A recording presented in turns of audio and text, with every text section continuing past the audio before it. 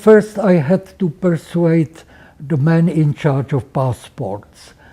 And when I came in, which wasn't allowed, I just marched in his room. He said, "What do you want? What do you want?" Then he looked up my papers and he said, "You know, I have a problem with getting proper shoes."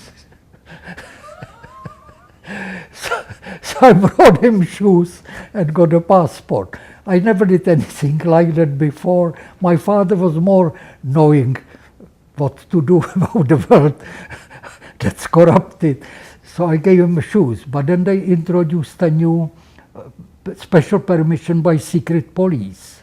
So again, that was the so-called Kachlíkárna, because it was a great building of the Ministry of the Interior on Letná, and there were large groups of people there. But I saw that some people were coming by the side door bringing food.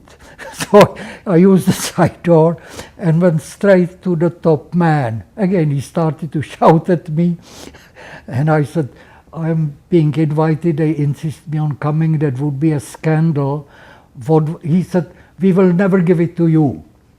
And I said, "What do I have to do in order to get it? That would be a scandal." He said, "If you can bring from the factory a confirmation by the action committee that you are progressive."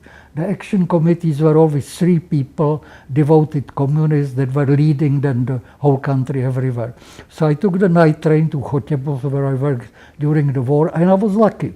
They opened 7 o'clock, I went in, and there were 3 members of the committee.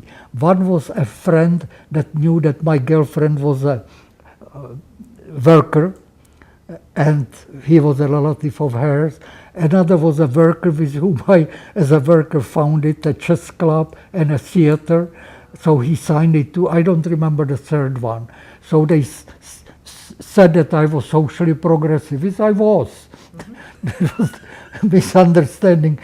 They believed that only communists were socially progressive. I thought that was retrograding. That was never really social progress. So I brought it to this man again by the side door. He gave me the stamp, and the next day I was in Austria and going to Switzerland.